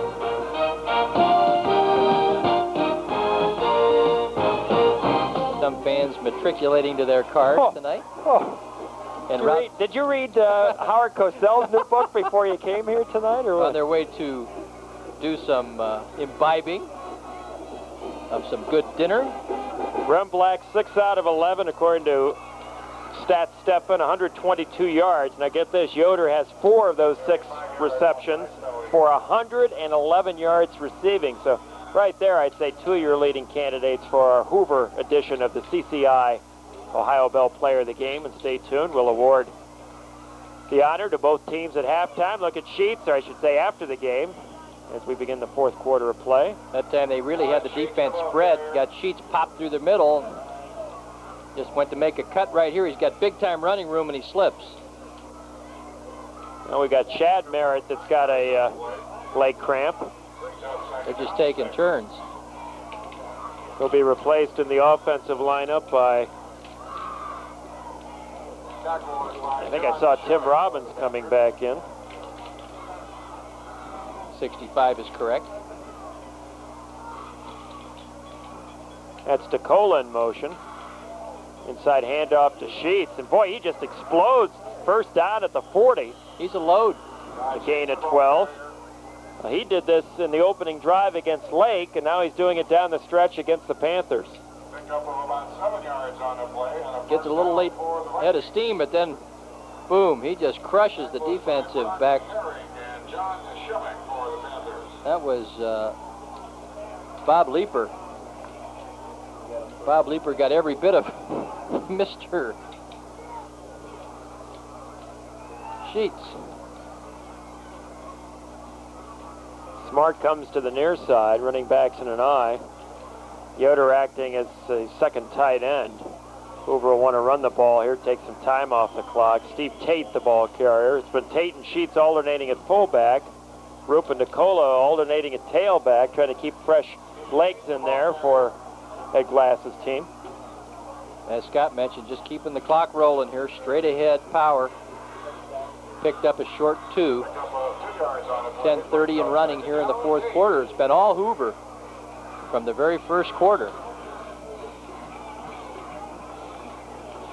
The visiting Vikings looking for their initial win of 1991. DeCola in motion.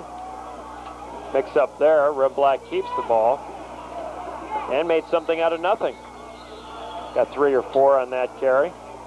Play was disrupted, the timing of it, when Rem Black ran into one of his own men. Runs into Tate. Brings it out.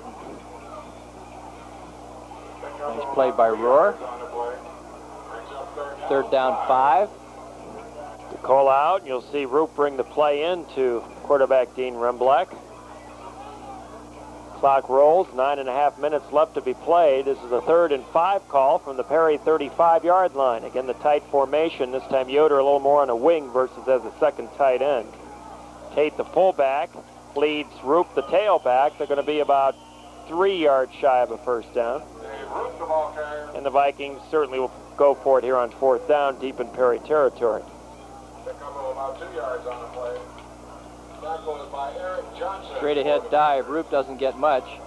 Going to change fullbacks now as Tate will go out and Sheets returns. DeCola brings the play in from Ed Glass, and the Vikings will set up on 4th down 3. Hey, guess who's in the ball game? It's good to see Mark Bartholomew back in a tackle. It was actually Bartholomew who came in for Merritt. It's Bartholomew and Robbins at the tackles, Minnemeyer at center, Tate and Hackenthorne in the guards. The pump fake, firing it, man is open. DeCola, nice catch, 1st down. Vikings will hold on to the football, and Mr. DeCola has played well tonight, both on special teams and on that pass reception. Well, he had a dreadful night last week, and able to hold his head, come back this week, and nice grab. Nice play is right. What's that, Vic? 7 out of 12 now for Mr. Remblack through the air.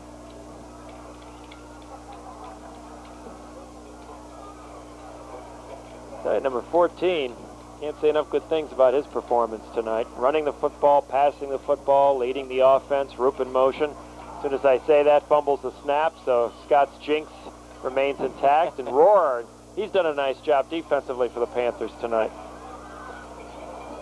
Clock continues to move as they get down to the 8-minute mark.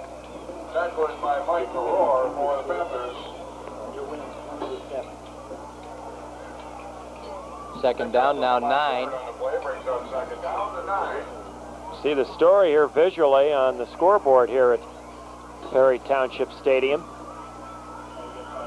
Yeah, Hoover with a little miscommunication, and Remblack will come over and talk to Ed Glass about it. 7 minutes, 45 seconds remain to be played here. The Vikings in control by a count of 21-0. Give us a idea who we're going to see the next few weeks after we come back from this timeout. Sounds like a good idea. Perry, next 3 weeks at Timken, hosting Alliance, and at Jackson. And next Friday night, we'll join you from Fawcett Stadium, the Panthers meeting the Trojans. The Hoover Vikings next 3 weeks. They'll host Mike Currens and St. Thomas Aquinas. Then they'll take on Glen Oak. Then it's at Alliance, and that's our next Vikings telecast in 3 weeks against Fred Thomas and the Aviators. Sheets falls down. Wilson covers up. And then what's TV 67 doing? Well, I already mentioned we got Perry and Timken this Friday night. A week from tomorrow night, our special Saturday night broadcast, Canton McKinley against Youngstown Cardinal Mooney. That's always a good ball game. Cardinal Mooney's a nice ball club out of Youngstown.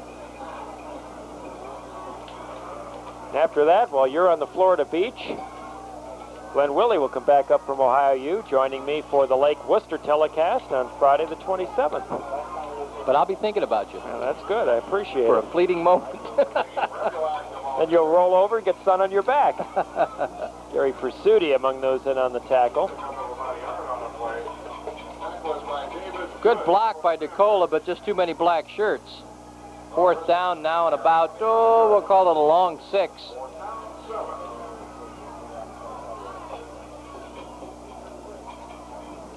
I want to film someday your work in the booth as a little sidelight to a news broadcast. You've got like the 25 basic ballet moves, something along that line? Those billboards along the side of the road have nothing on my partner, Scott Davis. Triple formation with Roop, Yoder, Smart, fires, Yoder, 12, 10, 8-yard line. Well, he could pick any one of the 3. Took the middle man.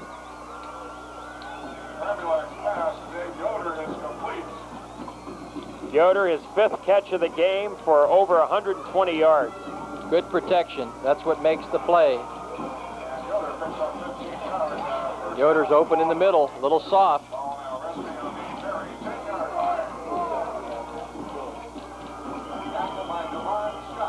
And Scott looks like he's got a cramp as well, or some sort of leg problem. Doherty will be coming in for him.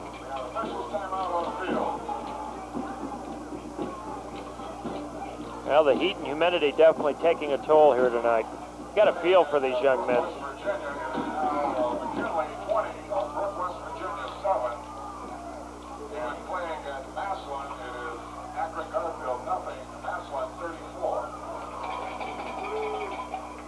NCAA college football returns 1 week from tomorrow on TV 67. It'll be a 2 o'clock afternoon start. It'll be San Diego State at Air Force. That's 1 week from tomorrow. College football, NCAA style, returns to your local sports station. You know, we've talked about a lot of things tonight, but you know who we haven't talked about? Your man. That's right. Oh, I talked about him. I showed you everybody where he lived. Oh, that's true. That's right. I forgot about that. Thriller Theater with the Son of Ghoul. That'll be tomorrow night at 11:30. In this movie, I want to tell you, Dolls, starring Carrie Lorraine, the infamous. Wow. And get this, the Son of Ghoul edition of Coach's Corner. That would be a special feature. You don't want to miss that. His own version, as only the Son of Ghoul can do it. DeCola going for his second TD of the night. He gets it down to just inside the 5-yard line. Second and goal for the Vikings. Just under 6 minutes remain.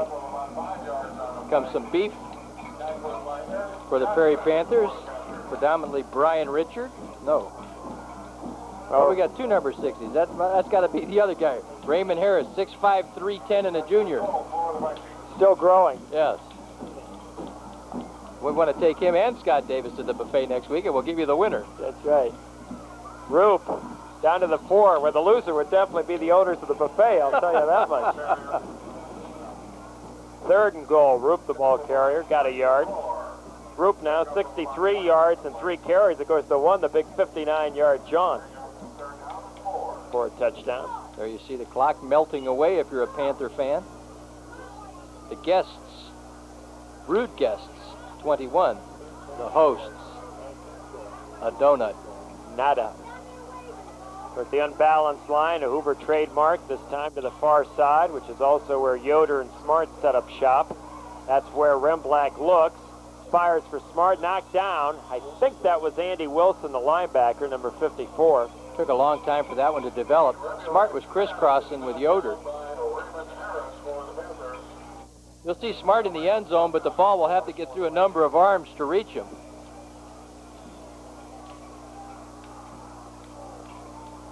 And they'll set up 4th down now. With 4:48 to go, Ed Glass with a 21-0 lead. We'll take one more shot at the end zone. Dave Roop bringing in the play. Smart far side, Yoder near side. Roop the tailback, Sheets the fullback. Remblack is back. Ball's down, and with that, Panthers will get the ball. But Perry trails by 3 touchdowns with 4:44 remaining.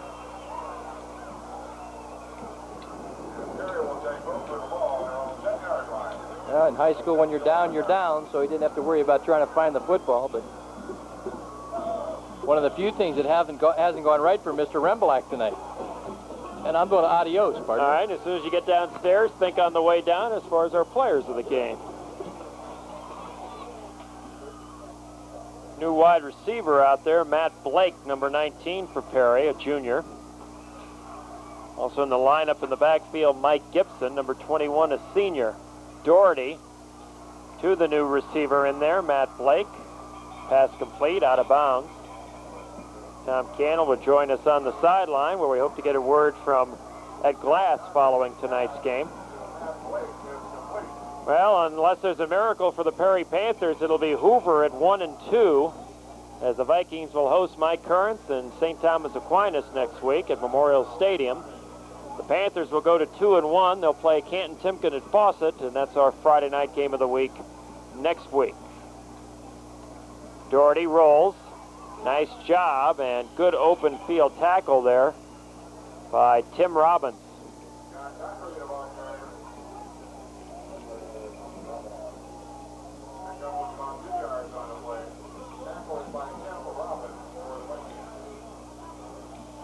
Tucker comes in with the play from the Perry sideline. So we're going to take a look at another series for young sophomore quarterback, Scott Doherty, 5'10", 154 sophomore. Trips formation, far side. 3rd and 2, Patterson the lone setback. And Reynolds couldn't hold on. Don't know if that ball was tipped. Might have been. Vic Steffen says, yeah, he's not so sure now. I thought initially it was. Interesting decision now. You trail by 3 touchdowns. 3.5 minutes to go, 4th and 2. Hey, Scott Davis. There you are, down the sideline. I'm going to vote for Rembelak in the white shirts. Yep, I think that's almost an obvious choice, although let's give runner-up award to Dave Yoder for over 100 yards receiving tonight. But Rembelak on the ground, Rembelak through the air, has got to have close to 200 yards in total offense tonight. I'm going to hold off on the black shirts for a minute.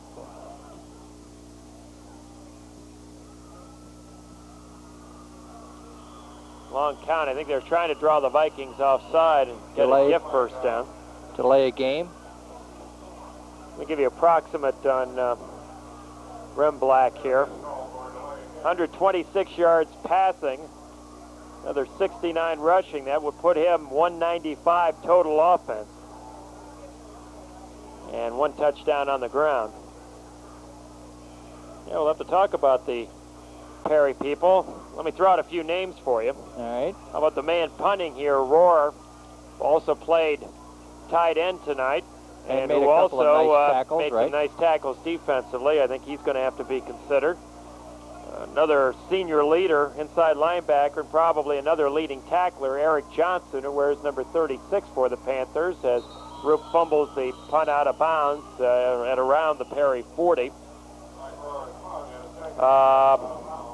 As far as offensively, statistically, Patterson is really the only young man as far as numbers, 10 carries and 47 yards.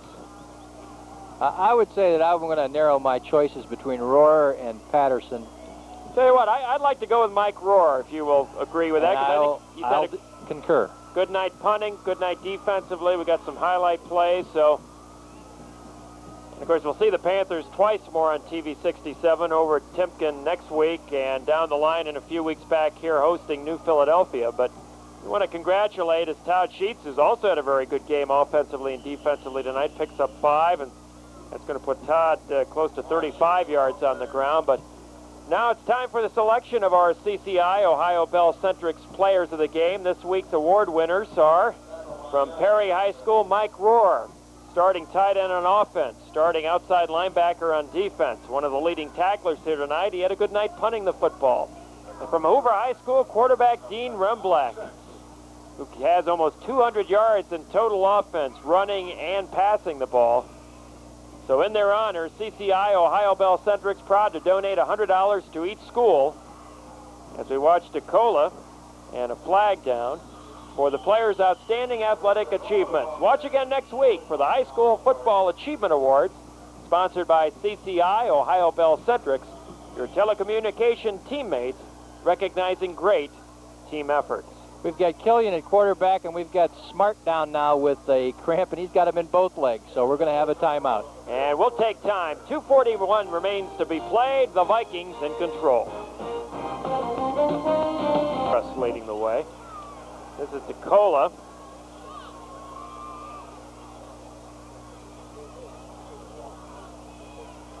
Yeah, we have Smart laying at about the, let's see, that's the 50, the 40, the 30.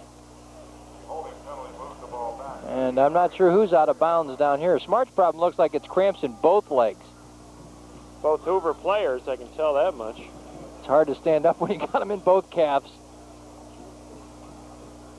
It's Chris DeCola is the other injured player. Yep, and he's walking, and he's also got a little stiff-legged action, so it's cramps galore down here. And if I fall down, that's what'll be that'll be my problem down here. Tell you, Jay Bishop kept busy tonight. That's right. Well, as I told Jay before the game, he could use the exercise. And luckily tonight, we've had a lot of players go down, and it's nice to see that every player's gotten up and gone off under their own power. Haven't seen anything of any trauma to speak of. Just a lot of these cramp ups, and you're going to get that on a hot, humid night like this on grass. And if that's all they have to worry about all year, why, they'll be thankful. Looks like a lot of new players in here for Hoover now. Yeah, we got Sturznickel, the free safety, getting his first action at wide receiver. Killian is the quarterback. LeCure, the middle linebacker, is now in at fullback. Roop remains at tailback, and Dave gets the call. His legs kind of went out from underneath him. I'm trying to figure, Tom, if these players, again, with heat, humidity, and lots going both ways, if their legs just aren't as strong, or whether the turf down there is getting a little slippery and some people are losing their footing. Oh, the turf's in pretty good shape. I think it's just a matter of fatigue setting in. You can only run on this stuff in this kind of heat so long before it finally affects you a little bit. Josh Weber, Jr., on the offensive line for the Vikings, 200 pounds. Stayer, wide receiver now to the near side. LeCure, the fullback, gets his first carry, not much. See defensively in there for the Panthers, David Good, number 92, senior, 6'4", 190. Also in on the action, our player of the game for the Perry Panthers, Mike Rohr. A whole load of new Panthers coming in with a minute and a half to go. They're going to get some action. Keith Wakefield, we'll see his team go to 2-1, but certainly a lot of football yet to be played here with 7 weeks to go after tonight. Panthers will next have to prepare for the quickness of the Timken Trojans.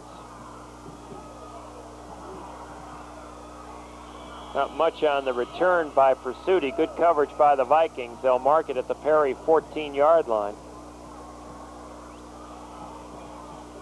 So 1:11 left to be played. Stay tuned after the game as TC will attempt to flag down Ed Glass. You got a long run. Yeah, I'll find him. Are you going to need a big flag, one or the other? Ed'll be real happy to talk to us tonight, I think. He didn't get an opportunity last week. We reserve that normally for the winning coach, and as much for the coach's sakes as anything. That's right. Patterson, the lone setback. Doherty is back, fires the football, too long. I believe that was Tucker, the intended receiver.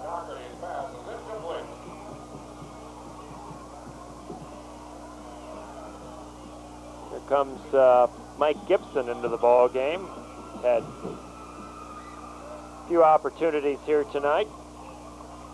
Clock stops at 51. Also entering the game for the Panthers, Matt Blake, number 19. He'll bring the play in. Panthers looking for a timeout here. They've got a few players coming and going. They need to get their people on the same page, and they do take the timeout with 51 seconds remaining. Secondary for the Vikings now is Killian, number 17. Jason DeMitt, number 2. He's a junior.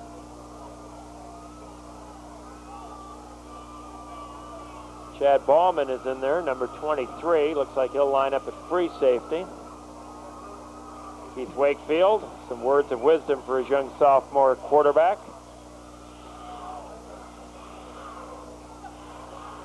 And the night is done as far as duty for co-captain Chad Merritt, who goes out to congratulations from the Hoover sideline. Trying to mention as many of these young men as possible who certainly put in their time in practice and now get a chance to perform on TV. Dan Shane, number 20, in for the Hoover Vikings. 95 for Hoover is John Cornell, and then linebacker. 62, Matt Lang, a junior, on the defensive line for the Vikings. Doherty setting up the screen. And down goes the receiver on the play.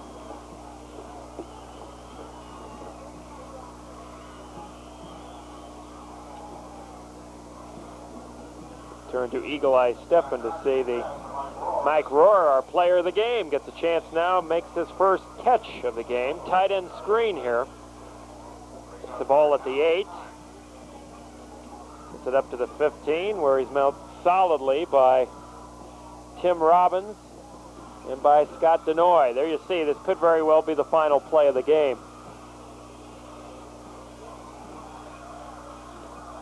Doherty back. This will be the last play of the game, save for a penalty, going for the home run ball, and it's tipped away by number 11, Andy Nist. And this game is over. The Hoover Vikings beat the Perry Panthers 21-0. Back with post-game activities right after this.